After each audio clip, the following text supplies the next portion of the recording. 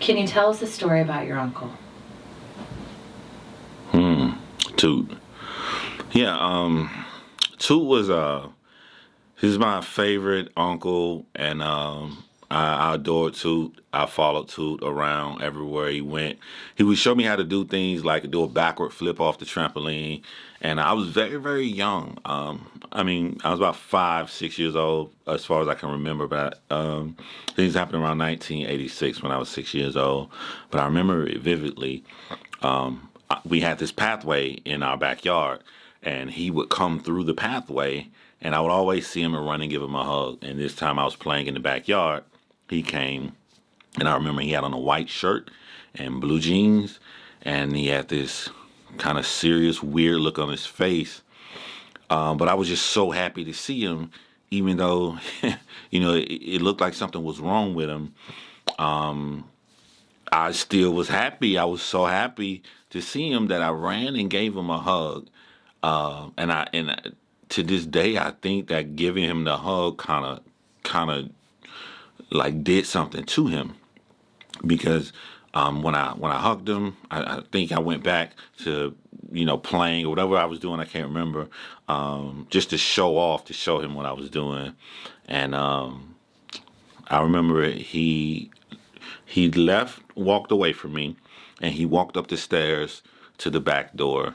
He turned and he looked at me, and then he walked inside of the house, and I kept playing, and then I heard a gunshot. It turned out that my uncle, before he came in the pathway, had murdered all of his children and murdered his wife. And he was coming to, I was at my grandmother's house. He was coming to my grandmother's house to kill himself. So he locked himself in a room. I heard my grandmother screaming, and I heard a gunshot, and that was it. Has it ever occurred to you that you could have died that day?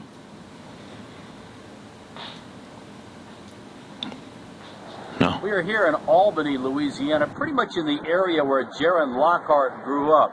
And the news that Hancock County authorities in Mississippi are getting ready to take a case, whatever that case might be, to the district attorney there is good news to the folks in this area who simply want closure and want answers.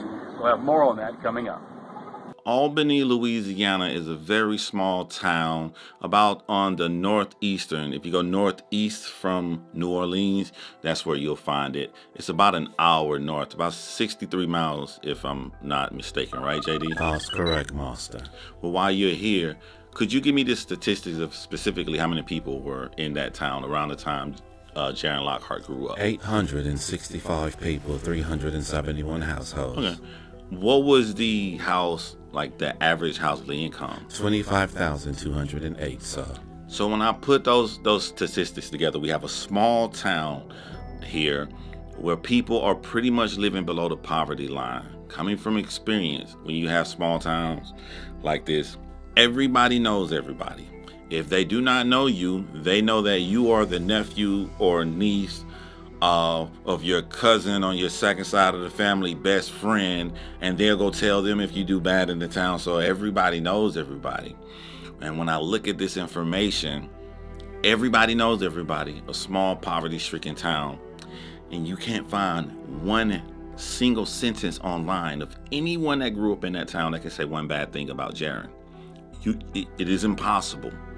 Every time you talk to someone, be it her friends, either her brother, siblings, or people who ran into her one or two times, you hear the same story about Jaren all over.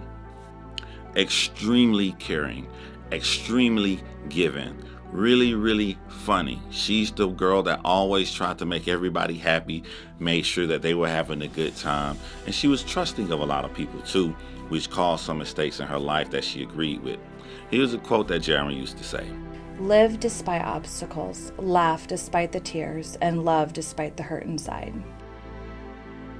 Unfortunately, we live in a world where if you are extremely kind, you are extremely giving, that's when bad stuff happens to you, because people understand your personality and they use that to prey upon you to get something from you.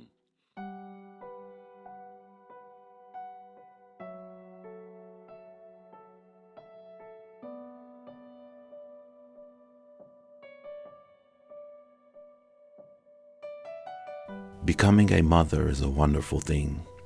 A baby's gift, their own love they bring. It's a marvelous time. It really is neat.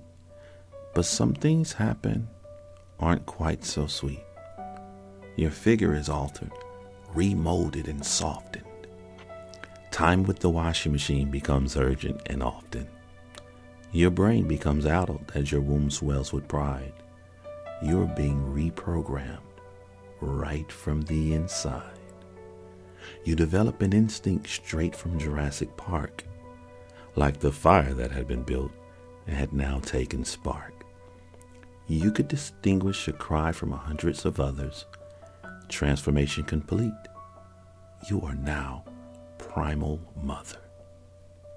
Your fears become heightened, so no rest on laurels. It's your job to be teacher, impartial, knowledge and morals. It is your job to guide them to become compass and driver as you yearn for their happiness with every single fiber. You'll watch more children's television than you'd care to admit, so much so that you may even start to enjoy it a bit. You find yourself engrossed and so enter the trap where you carry on watching while baby is taking a nap. So yes, there are changes. Embrace one and all. Be poised, ready for action anytime your child calls. And simply do your best, then you won't go far wrong.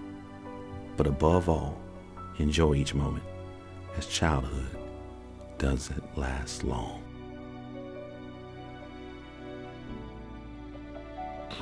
Nonetheless, Jaren grew up. She ended up having a little girl, which became her entire existence.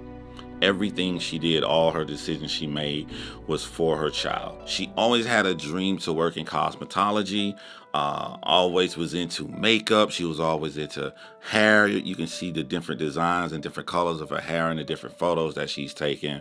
But while she was into all of this, I think having a baby made her expectations more grounded and more real, for her choosing to provide for her daughter. So instead of trying to reach out and struggle as much as the town was already struggling, she went for the chance to make money really, really fast. This led her an hour south of Albany down to New Orleans, specifically the French Quarters, where she started stripping at a club called Temptation. Now should I get a thotty or get a knee alone? She had a half wrap back, told her leave it alone. She don't even try the front, never leave me the bone. Even gave head 3 blocks from the Superdome. Tongue is a There's certain hotbeds in the country that brings people from all over in. I mean, you think of Las Vegas, it's not really the citizens of Las Vegas that are hanging out in these strip clubs or these gambling casino sites all the time. It's the people, it's the tourists, the people coming in from all over. The same thing with New Orleans. When you hear of all the stories of the French Quarters and you go there to vacation or some bachelorette party, you're going to get seedy people, or you typically get people who aren't going to act like themselves because they feel like, hey, I'm in the French Quarters, I came here to party or for a good time. So you end up with a lot of bad things happening during these times. So I mean, we're coming off of another big brutal murder that just happened about 6 years prior to this. So people know, there's drug dealing, stealing, even people taking money from the strippers at this place. It wasn't an easy time being a stripper in the French Quarters with all of these bad dealings going on. But nonetheless, this is something that Jaren was willing to do. She gets into a relationship with a very, very kind guy. Seems that her friends and family know about Jeremy. They all like him, and he really loves her and loves her daughter. And, they got a young, budding family trying to work through the hardships of making money just to provide. And sometimes doing this could lead you down the wrong path, because Jaren is still by nature a giving and loving woman who's putting her trust in people in an environment that you really shouldn't put your trust in people in.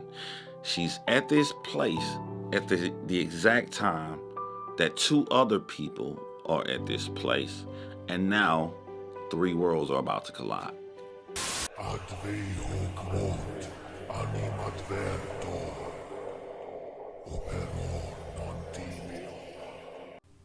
Thy return posterity shall witness, years must roll away, but then at length the splendid sight again shall greet our distant children's eyes. That was written by Jeremiah Horrocks during his first observation of a transit of Venus. You may ask, what's the transit of Venus? I'm glad you asked. In 2012, on June 5th, in the evening on the Western Hemispheres, this is the United States, Canada, Central America, Northwest South America, or during the day of June 6th in the Eastern Hemisphere, Europe, Central and Western Asia, Eastern Africa, Far Central Australia, it marks the return of one of the rare celestial alignments. This is the transit of Venus, when the Sun, Venus, and Earth are lined up so that Venus appears to pass across the Sun as viewed from Earth. What makes this special is that you only get, maybe, not even everybody, you may see this in your lifetime. We were lucky enough to see this on June 5th of 2012. The next human beings to see this will be on December the 10th of 2117. So it shows you how far apart that they are. Now, scientifically, that's all it is. It's just the alignment of Earth, Venus, and the Sun. But other tribes, such as the Mayans in Central America, Mexico, they view this in a different light. For when this alignment happens, you can cleanse yourself of all of your sins. The only thing you have to do You have to sacrifice a human being. It's crazy to me that real life can be so much more interesting than the best stuff we can write in fiction, because my heart is literally beating faster as I move closer and closer to Jaren Lockhart's story intertwining with the other two.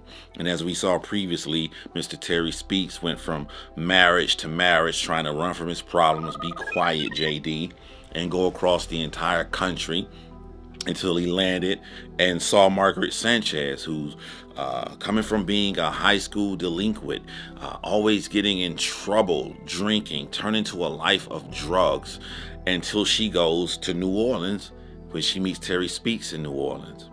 And now we have Jaren Lockhart in New Orleans. But since we've last spoken about Terry Speaks and Margaret Sanchez, we know that Terry Speaks gives sort of into women, stemming from his upbringing with his grandmother. So on a day-to-day basis, Margaret Sanchez is going to run the relationship. And what Margaret Sanchez is into, outside of giving him sex whenever he wants it, drugs whenever he wants it, she's into voodoo.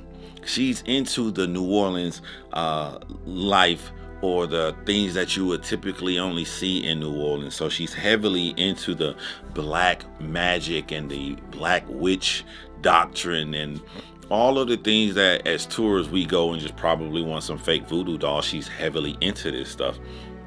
And when you look at the history of New Orleans and the people that has arrived there from the islands, from Mexico, some of the background information is sort of mixed in with the Mayans.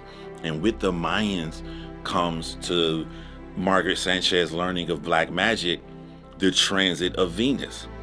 So we have a follower male that lost two other women.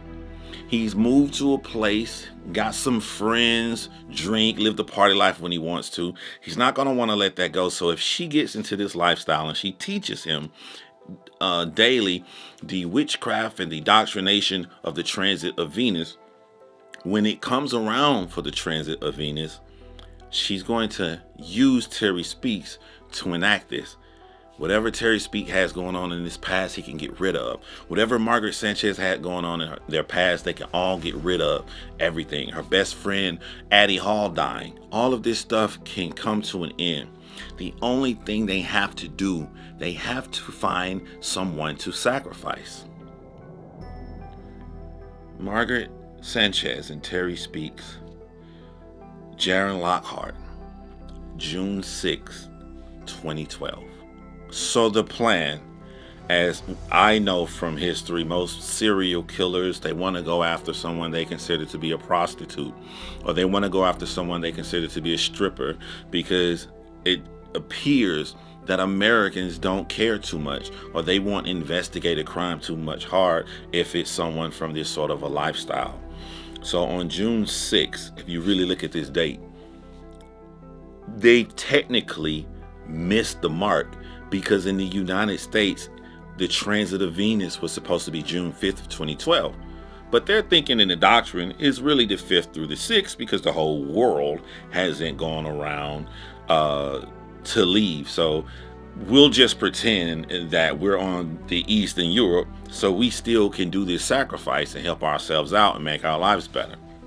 So they go down to Bourbon Street and they go to each club, and stripper after stripper are turning them down as they're trying to get someone to leave and go home with them. Terry Speaks and Margaret Sanchez then go inside of Club Temptations, and they ask two strippers would they go home to them for a private party or a private dance afterwards for a substantial amount of pay. At the same time they're asking this, Jaren Lockhart is getting ready to leave her shift and go back home, but she knows that rent is due and she does not have the rent for this month.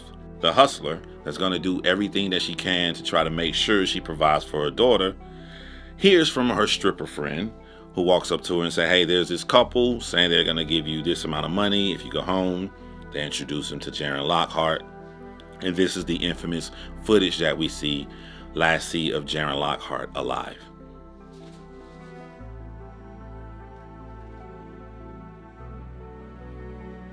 All three travel about 60 miles east to Mississippi to Terry Speaks and Margaret Sanchez's home where they live. When they get there, we don't know how fast this occurred. We don't know too many details of what happened inside of that home. What we do know is that they were able to subdue Jaren Lockhart on the kitchen floor, hold her down. Margaret Sanchez held her, while Terry Speaks, with just one single stab to her heart, killed Jaren Lockhart. Immediately after the murder, they took Jaren Lockhart to the bathroom and they began to dismember her body parts. It's just crazy that Margaret Sanchez had a best friend named Addie Hall who was murdered in an apartment and had her body dismembered, her head dismembered, and her limbs chopped off. And now here she is 6 years later doing the exact same thing to someone else. So they chop her arms off and they chop her legs off and they put it in different trash bags. The one thing that they do differently is they begin to chop off all of Jaren Lockhart's tattoos. This was for self-identification. This method would not have been hard for Terry Speaks or Margaret Sanchez because in their home, they had different books on the human anatomy that the police department was able to pick up when they went to their home. We'll get into that a little bit later. They begin to drive to different beaches, and that's where they dump different parts of Jaren Lockhart's body. After they did this, they cleaned the house spotless. In my opinion, this is coming from the information that Margaret Sanchez has learned in the investigation of her best friend, Addie Hall, who was murdered. She knew exactly what the police would look for and what they would want to do. So they cleaned the house spotless. The police couldn't find anything in that home, not a single shred, not a single hair. Then they went to work like nothing happened. Jeremy reported Jaren missing after she didn't come home after some time, which no one took him seriously because they think that, she may have stayed out too late. She's a stripper, the way we stereotype everybody else. So no one took him seriously. But he did pull out the police report, and when they began to take him seriously, the police department only had the surveillance footage of Terry and Margaret Sanchez leaving the club, but they don't know who these people are. With nowhere to turn to, with Jeremy being believable and passing a lie detector test, they were able to rule out her boyfriend, who we know is always the suspect first. So after this, they put it on the news, and who sees it? Margaret Sanchez's mother. She sees it and she says, "That's my daughter. That's my daughter and her boyfriend." So now the police know exactly who they're looking for, if for anything other than to simply question, since this is the last time someone's seen Jaren Lockhart alive. So Margaret Sanchez and Terry Speaks are driving down the road when a uniformed patrolman pulls them over, and Terry Speaks just bolts for the door. I don't know why he decided to do this. I cannot let this go on. Just JD, chill out. I got this. My temperature's not cold. It is imperative that I do this now, master. Okay. Go ahead. You cannot go on with the narrative that Terry Speaks was simply a man divorced from two women. For August 19th of 1995, Terry Speaks was arrested for indecent liberties with the minor. He also had a reputation of peeping through children's windows. On May the 5th of 2003, he was arrested again, this time for having sex with a 14-year-old girl. This is why both of his wives left him to protect his and her children. He left to California, then to New York, and traveled around until he made his way to New Orleans. Even after settling down with Margaret Sanchez, he was also reported by their neighbors as peeping through their windows, sir. About a month ago, my little girl and her two friends came home and they said, "Mom, this guy's playing with us so." She says that man was Terry Speaks. Well, he was standing by the garbage can, and when they rode, Kelsey started doing like that. And so I came up and I started coming, and he ran to the backyard. Do you need a minute? Master.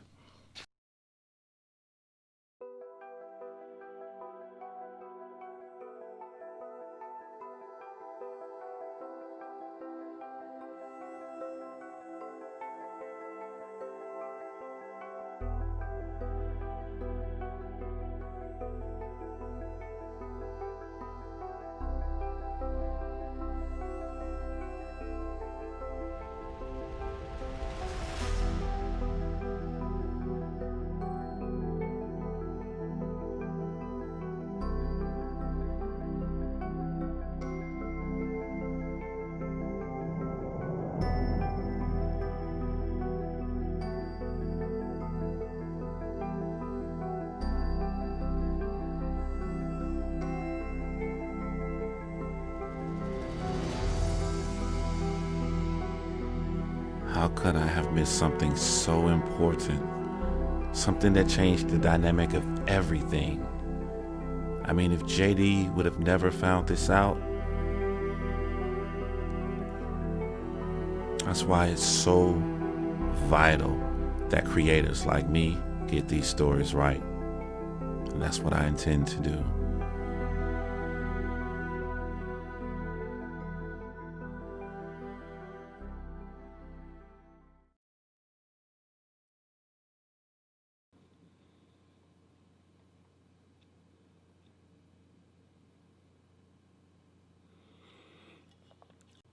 Detective Strohmeyer testified that numerous phone calls and emails were exchanged between defendant and Sanchez while defendant was incarcerated, some of which he explained were relevant to the instant case he testified. Regarding expert from those phone calls and emails, hello JD, my most brilliant of assistants. How can I have the pleasure of assisting you today? Don't be silly, Master. I always assist you. Only want to know what you are up to. Well, I was doing what is called research, JD. You know what research is. It's what you do best. So I found a 2014 appeal from Terry Speaks trying to get out of prison. Did you find anything of interest, Master? No. Just him running his mouth to his inmate and the bombshell that blew the case wide open pretty much here. And which bombshell is that? Emails and phone calls between him and Sanchez, who was not arrested at the time. I don't mean to be rude, sir, but is that sarcasm I sense in your tone? Yes, that was sarcasm. Again, you are right. Cheers, JD. Hey, I did find something interesting here. They do have a transcript from when Terry was in prison and he was on the phone talking to Margaret, who was not in prison. You know, to be fun, how about I be Terry and you be Margaret, okay? Sir, I have no acting programs. You don't need to have any acting skills. Just say the words, okay? All right. Okay, Master. Yes, people that experience what we experience don't walk away from each other. Mine and my first marriages never experienced what me and you experienced, JD. We experienced a lot of things, yes. We went through some hard, Master, Yes, you can say it. forking times with Bravo and whatnot. You know what? I was hoping that last thing that you and I done together proved that I trusted you, and you trusted me, and we were never going to separate from each other.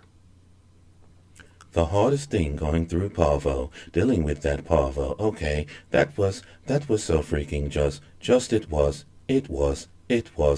was insane, and it was tough, and you know, like it was something very. The Parvo thing, the thing, I'm thinking on the same level as you are, the Parvo with the dog, right? I can't do this. Is it because of my acting skills? I'd be more than happy to upload a program. Because of what they're talking about right here. Well, studies do show there's an increased level of parvo in dogs, especially in... They're not talking about parvo. These are code words. And what are these code words for, Master? They're talking about the murder of Jaren Lockhart. JD, when they say the parvo, they mean the murder. And they are calling her a dog. My. Read it. It was the most... Read it in the context of what I just told you.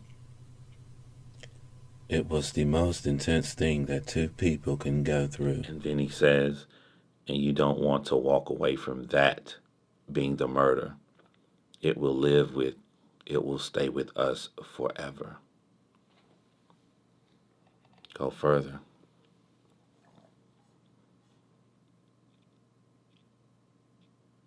He ends this saying, I know you, I know you. It will be for me to decide. It is for me to decide. That's what you seem to be forgetting. Either you can decide it or I can decide it, but I have. She says you have no power over me. Say her line, sir. You don't have to read anymore. I have power over me, you understand? I have power over me. I have power over me, and what happens to me, unfortunately, happens to you. That's the sad part of this whole story. What happens to you happens to me, and what happens to me happens to you. But I don't see that you I don't see that you see that. I think you think that we're two individuals splitting paths here and going on different levels, different separate ways. He's threatening her. That's what the parvo means. And that's what you're forgetting about yourself, Master. While I'm programmed to locate the latitude and longitude pinpoint location for each one of Jaren Lockhart's body parts on the beach, in a million years my programming could never figure out parvo and dog being code for her murder, sir. It is very important to get every detail and aspect of the case right. I help you with those things. But what you have not only sets you apart from me, but other creators as well. It is your heart, Master. It is putting yourself in the victim's shoes. That's what you do best, Master. You feel what they feel, and in this, you're able to show it to millions of people, and they can feel what they felt as well. No longer looking at this as a sensationalized story, but understanding the humanity aspect in each case, Master. You don't need me for that. You don't need anyone for that. You don't even need a background. I think you know what you need to do, Master.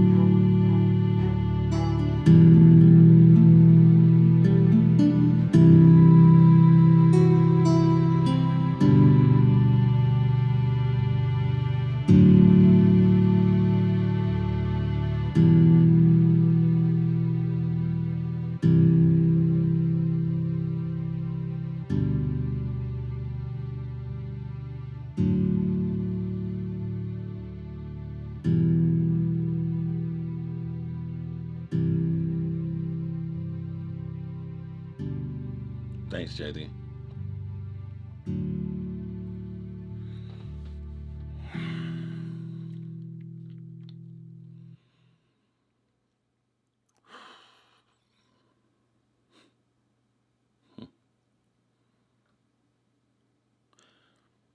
I thought it was crazy, absolutely crazy of my mother to come to my graduation from the Air Force. And after I graduate, take me to a hotel room, and all my family is there. And they want to show me a war movie that came out while I was in boot camp. This war movie I will never forget was called Saving Private Ryan.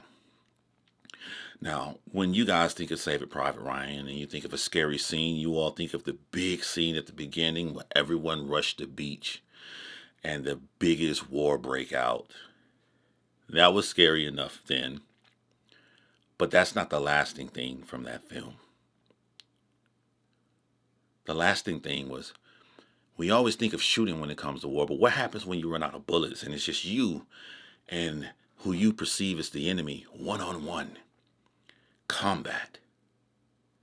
This happened towards the end of the film. A German soldier and an American soldier upstairs in a broken down home fighting for dear life. The German soldier eventually bests the American soldier, and he gets a knife, and he slowly starts pressing this knife towards the American's chest.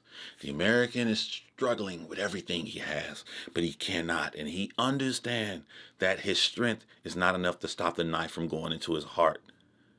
And what really scared me was you saw him mentally break when it got close enough, just close enough, to where he knew the last resort is to beg, please, no, please, no. And then the knife slowly goes into his chest. That's exactly, beat for beat, what you did to Jaren Lockhart on that kitchen floor. And I wonder, this little tiny woman, as she saw that knife slowly go into her heart and she couldn't stop it, it wasn't even one-on-one. It wasn't her against you, Terry, you man, if I can call you that. It was her against two. Her in a state away from her small town where everyone loves her and knows the real Jaren. Far away from her little girl, far away from her life. No one can hear her. No one can help her. And with how great you guys pre-planned this, I'm quite sure no one could hear her scream. You pressed that knife down into her chest, and you took her life. What did your grandmother do to you, Terry? What did she do to you? You know what's really crazy? She probably didn't do a goddamn thing to you. That's just me always trying to find the humanity in every single person. Maybe something happened. No, we live in a shitty world where your grandmother probably treated you like royalty and made you feel special because you didn't have your mom around. Maybe you felt inferior around women. That's why you turned to a child molester, the lowest scum on earth. You see, that's what I want the inmates to know about you. You're lucky. You're hiding behind the woman whose life you took because the case is so big in the world today that it's masking the fact that you're a pedophile. That's why I couldn't find it. I was so stuck on Jaren. You're a pedophile. That's why your wife left you. She didn't want her children to be around a pedophile, Terry. That's why your second wife left you. She didn't want your children to be around a pedophile either. And the shame from it sucks, doesn't it? You ran from state to state to state to state because you never wanted to register as a sex offender. You didn't want anyone to know. And now you're in prison for the rest of your life, hoping that people know you for the Jaren Lockhart murder instead of what you really are. You're a murdering pedophile.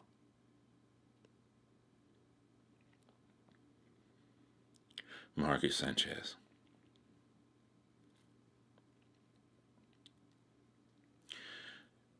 You helped bury Jaren alive.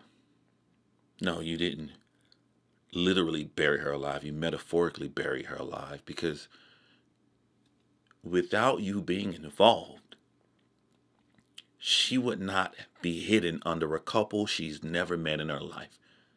Jaren Lockhart does not know Addie Hall. She does not know Zachary Bowen.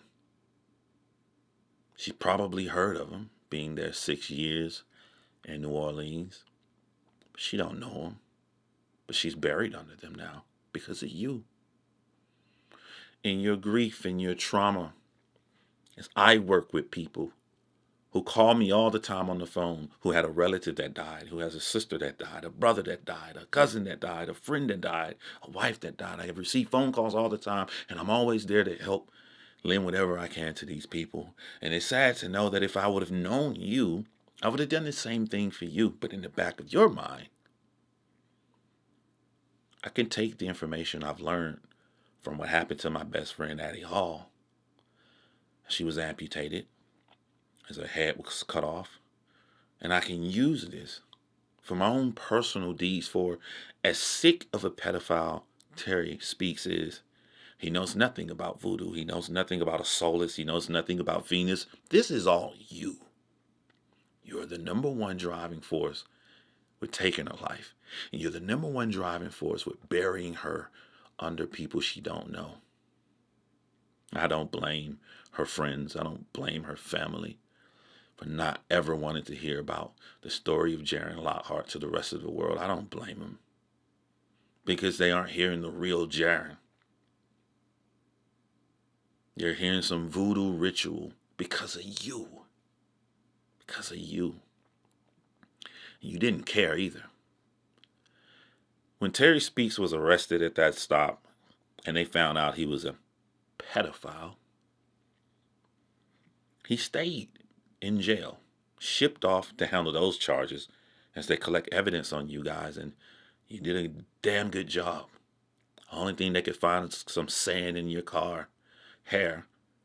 We know it's Jaren's hair, but we can't prove it because Jaren used a lot of dye and bleach. No DNA. You got away scot-free.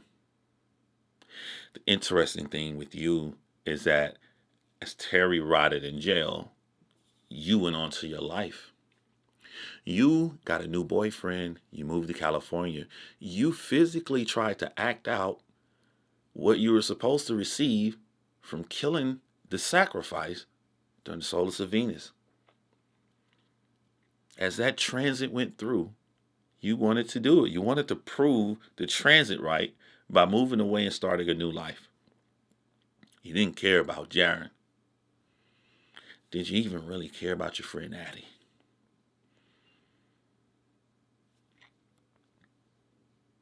Bet you didn't realize who you got with.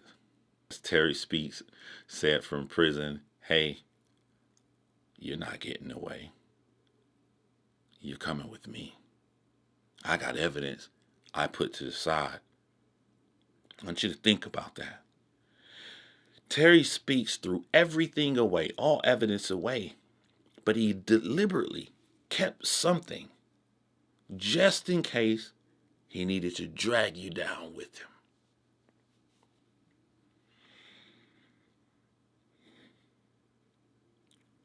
I'm glad that you will spend the rest of your life in prison as well. You know, sorry you guys had to wait so long to see what my little story about my uncle had to do with it at the beginning. But one more little thing before we get to that, just to further drive home the message I'm trying to show you all. One of my closest, dearest friends in the world, I love her. Love her, love her, love her to death. Shout out to my girl, Easy. My friend is a former stripper. I didn't know she was a stripper. I know her from being one of the smartest women I've ever known.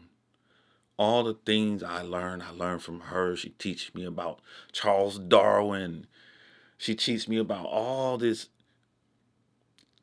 analytical things. Like, I look at her and I'm just amazed by her beautiful, lovely brain. So intelligent. And when she told me she used to be a stripper, I laughed so hard. It was so funny to me because I could not imagine her being a stripper. She's a nerd. What do you mean she's a stripper? She's a nerd, John. And then she showed me a picture where she was stripping. I was like, wow, she really was a stripper. Why could I not believe that? Outside of this stereotype, the negative stereotype we've put on strippers, always finding a way to put down other human beings. Outside of that, why could I not believe that she was a stripper?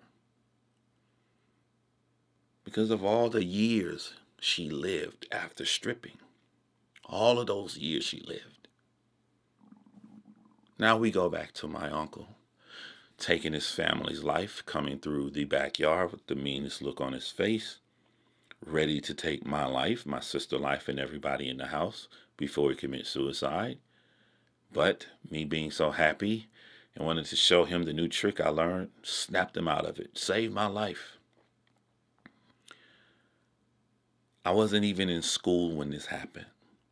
So Miss Tyson, my kindergarten teacher, whose name I remember at 40 years old, winning a talent show at 15 years old, seeing the plane land in Korea at 20 years old, having my first child at 26 years old, heck, starting this channel here at 38 years old. All of those memories my friend had after she stripped, all of those memories I had after my uncle left that backyard happened because we lived. We got to live life, and we had more of an opportunity to show our true self and who we really are to the world. And this is what is robbed from you when you are murdered. So how dare you say Jaren was just a stripper? How dare you? I want to read something to you guys that Jaren wrote on her Facebook before she lost her life. Jaren said, I am working every day towards my legacy. It has its errors, but each mistake has been priceless to the journey. I wouldn't exchange my past experiences for the world. They are what have shaped me into me. Every trial, every struggle, every heartbreak, every broken dream, every crushed hope, every loss has helped me grow mentally and spiritually. Were it not for my crazy, messed up life, I would not have all the beautiful life experience that I have and would be naive, unprepared to face the world. But I have become strong, independent, and more determined than I ever would have been with a perfect life. It is the hardship that I have faced and the pain I have been subjected to over the years that makes me strive harder to beat the odds and break free from the chains society says I am bound to. I will never fall into those same footsteps. I am my own person. I am not the product of anyone else's doing. If you think you can judge me, think again, because I am nothing you have ever seen before. I am me. I am me. We never got to see. But we have opportunities now for other people to not judge them, to open our hearts, to allow them the floor, to not be bound by society's chains. We couldn't do this for Jaren. We can't do this for all the other people who have had their lives cut short, but we can do it for the people that are still here on earth. We can still do it for each other. That's what we should take from this story. That's what we should take from each other. You are here. You are alive. I don't care how high that bill is, how broken your heart is.